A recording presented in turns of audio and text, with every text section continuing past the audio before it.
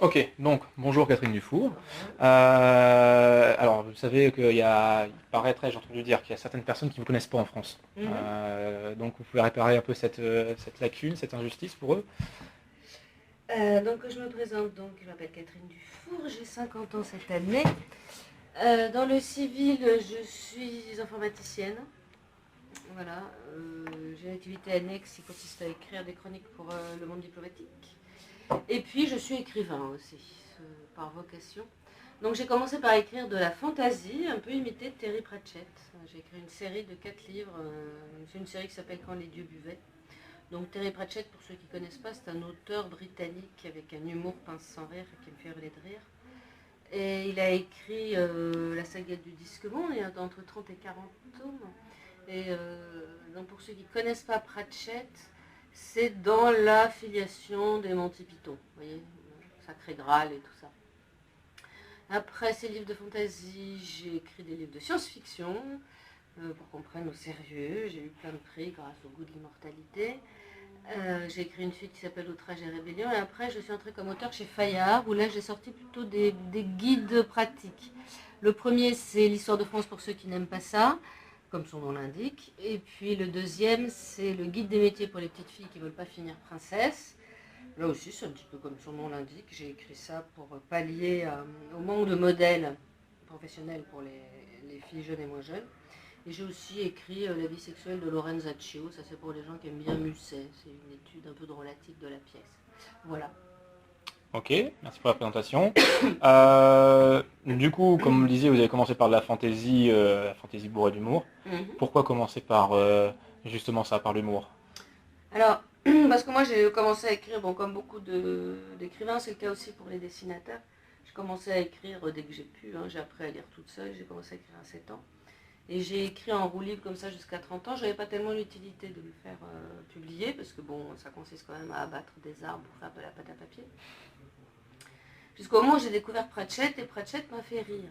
Et je me suis dit, bon, c'était une époque où j'avais besoin de rire. Je me suis dit que ça avait une utilité. Donc j'ai décidé de faire des livres qui devraient être remboursés par la Sécu, c'est-à-dire des livres qui ont une utilité morale, donc des livres drôlatiques. Voilà pourquoi j'ai commencé par la fantaisie humoristique.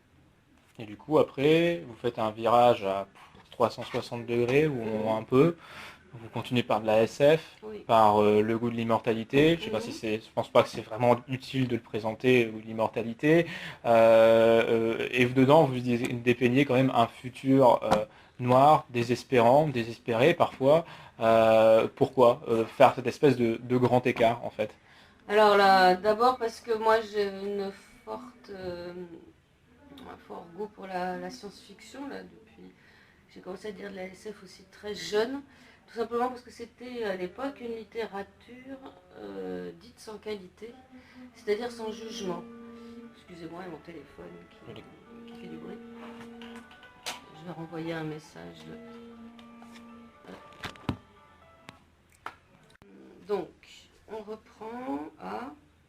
Donc à propos de ce virage et de Voilà. la Bah, science-fiction. voilà, donc la science-fiction, ce qui était bien, c'est que autant en littérature générale, on vous dit Balzac c'est bien, Flaubert c'est bien, j'en sais rien, Sainte-Beuve c'est mal, bon. Donc vous êtes obligé, on s'est déjà très balisé. Alors que la science-fiction, c'était de l'époque une littérature où ça arrivait par cargaison et on devait faire le tri soi-même. Il y avait vraiment des choses géniales et des choses absolument nullissimes. C'est ça qui était agréable, c'était cette liberté de se faire son propre goût et de faire ses propres choix. Donc j'ai beaucoup aimé ça. Et j'ai décidé d'écrire un livre de science-fiction. J'avais écrit pas mal de nouvelles de science-fiction qui ont été publiées au Bélial sous le titre La croissance mathématique du plaisir, mais je n'avais pas fait de roman de science-fiction.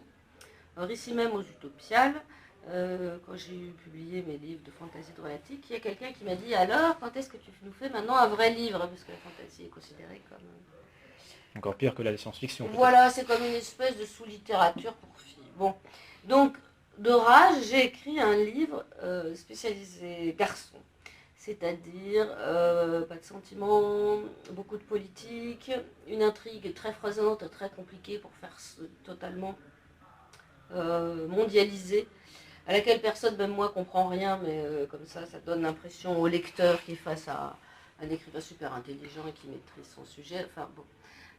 J'ai employé quelques ficelles pour que ce livre impressionne le plus grand monde et ça a pas mal marché.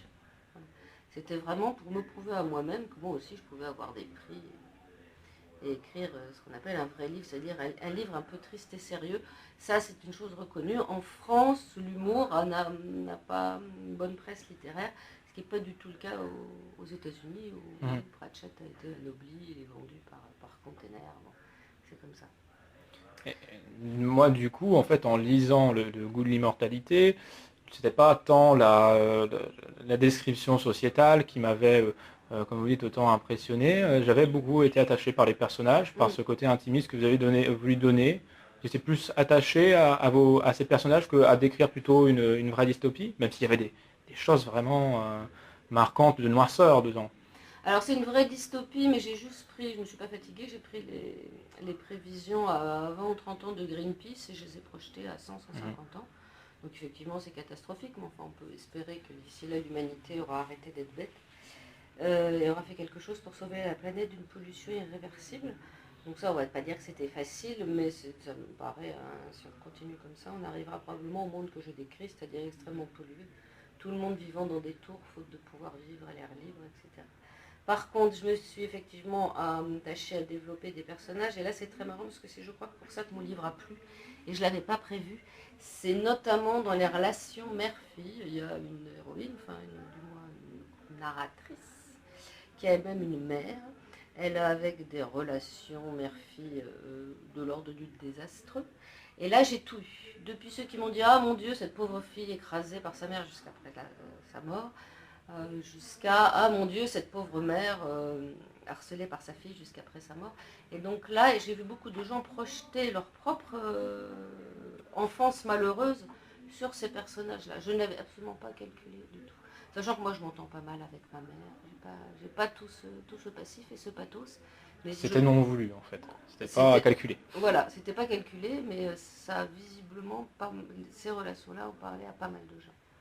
Et du coup, vous finissez ce roman, vous imaginez déjà donner, entre guillemets, hein, bien sûr, avec beaucoup de guillemets, déjà donner une suite à ça? Alors, de toute façon, moi, j'ai bâti un monde, mais c'était un monde qui était déjà pré-bâti dans ma tête, puisque quand on lit beaucoup de science-fiction, on se fait une vague idée de l'avenir, chacun a la sienne. Et j'avais déjà écrit des nouvelles, il y a une nouvelle notamment en noir et blanc et en silence qui se situe déjà dans ce monde-là. Et j'ai décidé d'écrire un autre livre de science-fiction, mais qui lui soit plutôt rigolo, parce que finalement j'aime bien écrire des choses humoristiques. Et surtout, j'avais à cœur de rendre hommage à tout un pan de la culture qui, à mon avis, n'a pas reçu assez ses lettres de noblesse, qui est tout ce qui est musique populaire, notamment le rock'n'roll, le punk, la techno. Moi, ça a été une grande partie de ma vie, ce qu'on appelle la fête, mais c'est là que j'ai la plupart de mes amis, même si maintenant on a arrêté de faire des fêtes de 3 jours et de se droguer honteusement. Et j'étais tombée sur un livre qui s'appelle Please Kill Me, qui est de Lee McNeil, et qui est une anthologie du punk, on va dire depuis la Factory d'Andy Warhol jusqu'aux Sex Pistols et un peu après les Clash. J'ai trouvé ce livre absolument fabuleux et je me suis dit on va faire le même mais dans le futur. On va faire véritablement un roman punk en 2320. Et mine de rien, ce livre, c'est une utopie, c'est-à-dire qu'on commence par un monde très pollué et à la fin, il y a une histoire politique qui fait que l'humanité arrive enfin à quitter cette planète polluée, à habiter ailleurs et à dépolluer sa planète. Donc, mais c'est un livre qui n'a pas reçu un très bon accueil dans le milieu de la science-fiction par ceux qui parlaient trop de sexe, de drogue et de rock'n'roll et pas assez de science, tout simplement. Ce qui est dommage. Voilà, ben non, c'est comme ça. Par contre, c'est celui dont on me parle le plus. C'est vrai qu'en lisant ce livre, la forme adoptée est surprenante. Oui. L'espèce de discours oral repris par chaque personnage à chaque fois, et après qui change de partie, on prend d'autres personnages, etc. Pourquoi Alors c'est intégralement volé à Please Kill Me. Alors là, c'est plus que de pareil. l'inspiration. Moi, j'ai vraiment vécu dans ce livre, Please Kill Me, que je recommande aux éditions Alia et que je connais absolument par cœur. Et les personnages qui parlent là-dedans, c'est quoi? C'est Lou Reed, c'est Iggy Pop, c'est à hurler de rire. Et j'ai vraiment repris cette forme dialoguée. Ils sont tous complètement gueudins. Et ça donne des situations que j'ai trouvées très très rigolotes. D'accord. Alors, un petit mot sur quelque chose que j'avais oublié. Donc, vous l'avez dit, le goût de l'immortalité, il y a une pluie de récompenses, comme tu l'as cité. Ouais. Ça vous fait quel effet à ce moment-là? Et puis surtout, est-ce que ça a une influence sur votre manière d'écrire par la suite? Non, ça fait toujours extrêmement plaisir d'être reconnu.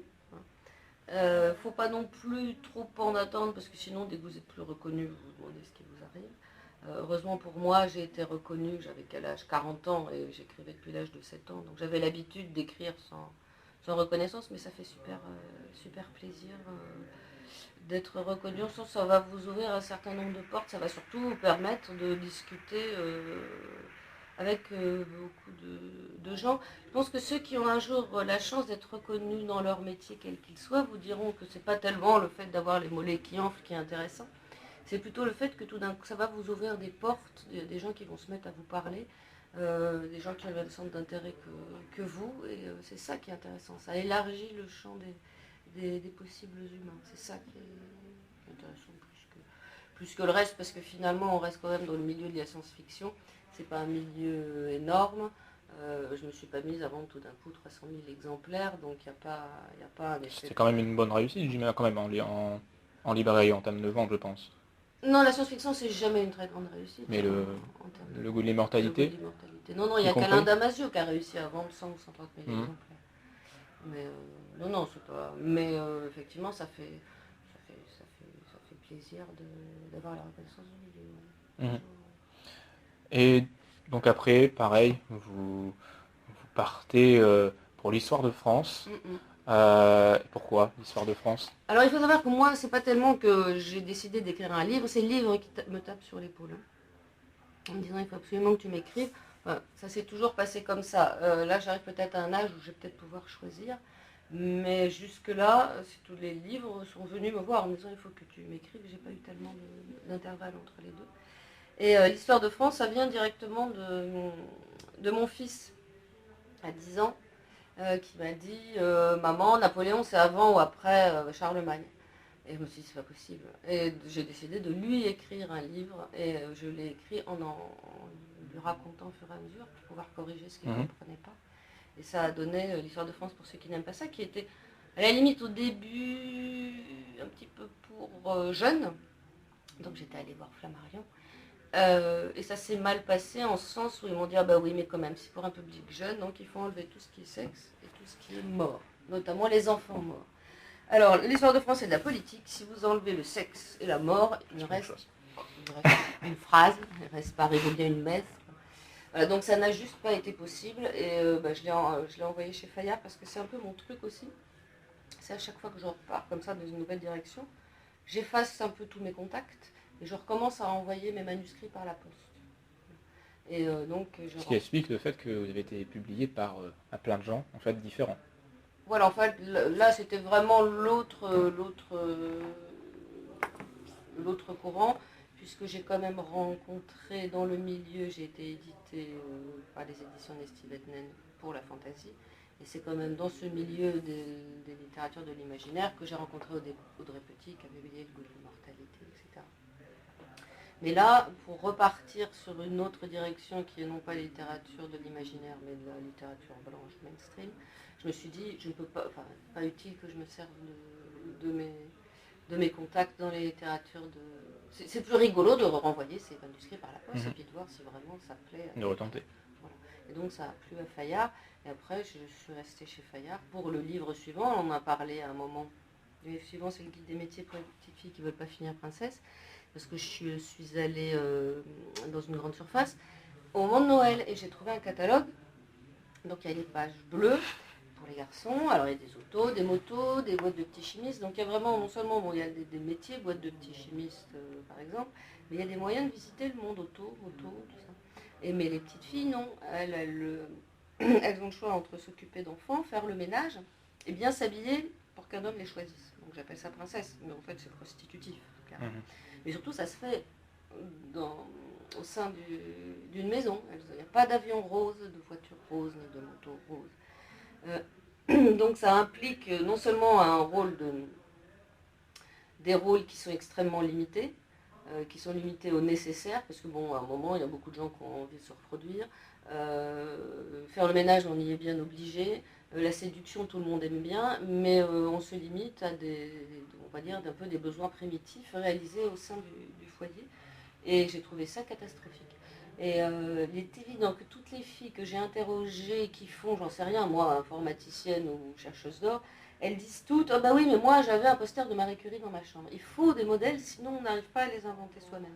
Donc j'ai décidé de donner des modèles aux petites filles, donc tout aussi bien physiciennes que chercheuses d'or, que surfeuses, que voileuses, que aussi torsionnaires pour prévenir les femmes qu'elles aussi peuvent se comporter, qu'elles ne sont pas que jeu, rire et ruban rose. Voilà. Ça aussi, ça s'est imposé. J'en ai parlé à mon éditrice qui m'a dit, mais moi aussi, je suis outrée, il faut absolument sortir quelque chose pour donner des modèles aux petites filles.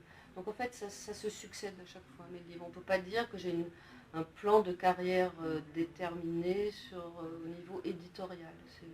C'est ma grande chance. La chance que j'ai, c'est d'avoir un métier alimentaire à côté. D'accord.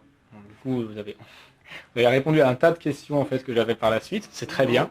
J'allais juste vous dire que pour moi le guide des métiers que vous sortez après justement l'histoire de France, c'est quelque chose qui est pour l'avoir lu là récemment, quelque chose qui est d'utilité publique, qui est d'utilité pour toutes ces jeunes filles qui sont au lycée et qui n'envisagent pas forcément les métiers que vous exposez, notamment comme vous faites en donnant des modèles, en donnant plein de modèles.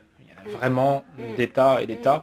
Alors ça va peut-être un peu être redondant cette question-là, mais là à l'heure actuelle, vous portez quel regard en fait sur les perspectives professionnelles qu'on offre à ces jeunes filles Alors elles sont pas très bonnes. Pour ça, moi je vous renvoie à une revue qui existe depuis 1990, qui est publiée par Madame Marouani, qui s'appelle TGS, Travail, Genre, Société.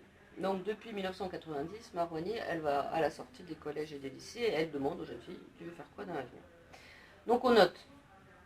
Elles s'orientent toutes vers des métiers féminins, sauf quelques-unes qui disent moi je vais être maître chien, et on leur répond systématiquement c'est pas un métier de fille. Donc elles laissent tomber leurs envies pour s'orienter vers un métier de fille. Et celles qui s'accrochent en disant moi je m'en fous, je veux quand même faire génie mécanique, et dans leur promo de sang elles sont deux filles et elles se font défoncer. C'est-à-dire qu'on leur vole leurs outils, on leur rend cassés, on leur rend graffité de bits, et on essaye de les casser, de les fatiguer jusqu'à ce qu'elles partent. Et en général elles partent, elles vont en coiffure. Alors que les quelques garçons qui ont décidé de faire coiffeur sont extrêmement bien accueillis dans leur promo composée à 98% de filles.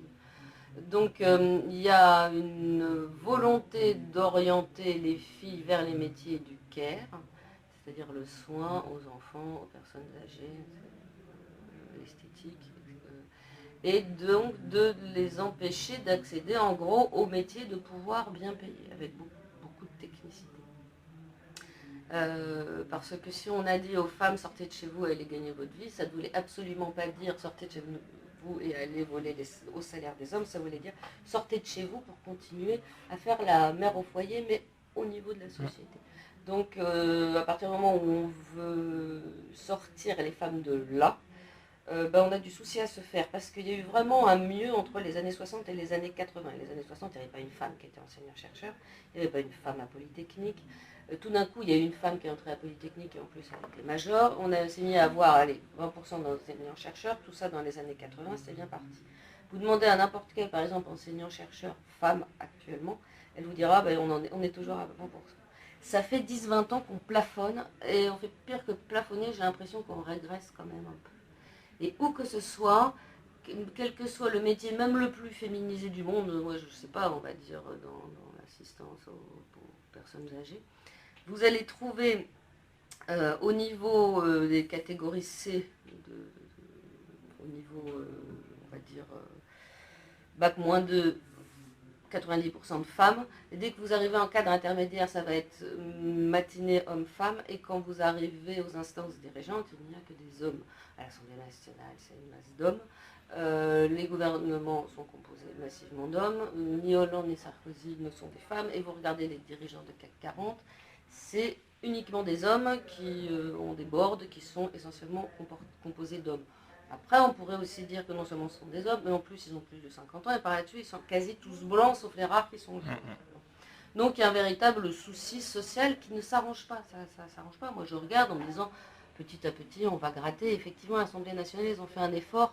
On était à 10% de députés. Maintenant, on est peut-être bien à 25. 10% de députés, c'est à peu près le nombre de même pourcentage de femmes qu'au Front National.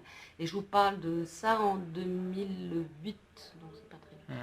Donc on est vraiment au tout début d'une vague féminisation. Et encore, si on ne se bat pas, elle va redégringoler.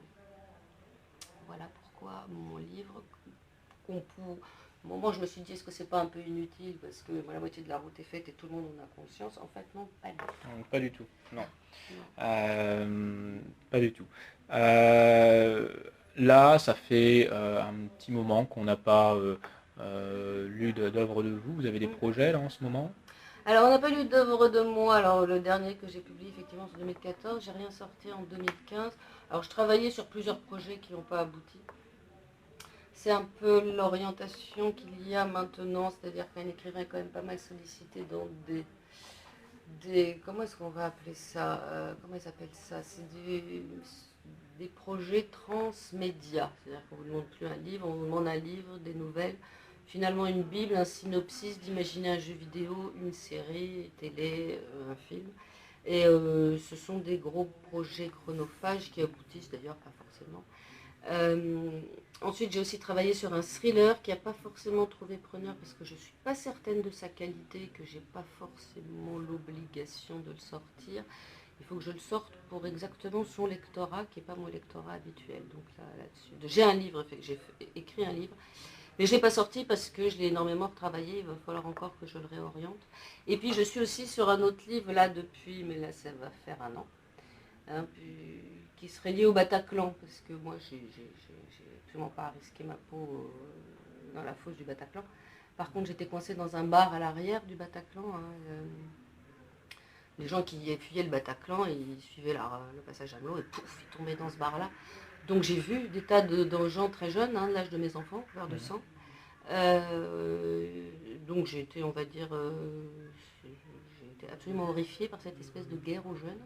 Et j'ai décidé d'écrire là-dessus. Donc j'ai écrit la moitié du livre, mais c'est pas un livre que je vais me dépêcher de. C'est très très délicat à écrire, donc je vais prendre mon temps, j'espère l'avoir fini en 2017. Mais ce qui fait qu'effectivement en 2015-2016, j'ai publié quelques nouvelles, mais j'ai pas publié de romans, pour les raisons que je vous indique. Question traditionnelle que je pose à tout le monde ici, des coups de cœur récents dans les domaines de la littérature, dans les domaines du cinéma? Alors dans les domaines de la littérature, j'en ai vachement. Alors si vous voulez dire de la. En général. Ouais. Moi je veux en général. Bon alors en tout cas de la SF cuisante, je vais vous le dire parce que il s'appelle Love Star le livre. Vous connaissez? De nom, oui. Ah c'est trop fort. Love Star, évidemment, voilà. Andris Naer Magnasson, voilà, Magnasson. Celui-là est excellent, mais j'en ai lu pas mal, moi, des bons livres. J'ai lu un livre d'Ariel Kirou sur le blasphème qui est vachement bien. Ça, c'est plus un essai. Pour ceux qui ne l'ont pas lu, parce que moi je viens de me le relire, c'est le Carnet d'or de Doris Lessing, ça aussi c'est quand même un must. Qu'est-ce que j'ai lu dernièrement? Je revois ma pile à lire. Ah oui, j'ai lu justement le témoignage de Vous n'aurez pas ma haine, un témoignage d'un jeune homme dont la femme est morte. Vous n'aurez pas l'Alsace et la Lorraine, vous n'aurez pas ma haine. Comment est-ce qu'il s'appelle? Donc il témoigne, voilà, on l'a appelé en disant écoutez, votre femme elle était au Bataclan, votre femme vous ne la referez jamais. Antoine Léris, qui est super émouvant. Sinon je pourrais vous citer des livres que j'ai pas aimés, mais je ne vais pas le faire parce que ça serait pas sympa. Et en termes de films, c'est marrant parce que moi en ce moment les films, pas forcément ce qui me marque le plus. C'est plus les youtubeurs que je suis en train de découvrir via mes enfants. Et il y a tout un tas de youtubeurs qui sont extrêmement drôles et extrêmement instructifs.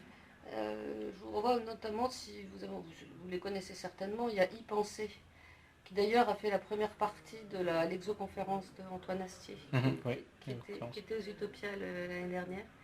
Et quand vous suivez ces petites vidéos où il vous explique par exemple qu'est-ce que c'est qu'un sentiment de déjà-vu, qu'est-ce que c'est qu'un atome.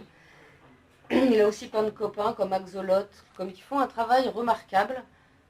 Si vous avez plus envie de rigoler, il faut plutôt regarder Rire jaune aux joueurs du grenier sur les jeux vidéo. Et c'est mon nouveau cinéma à moi, c'est YouTube.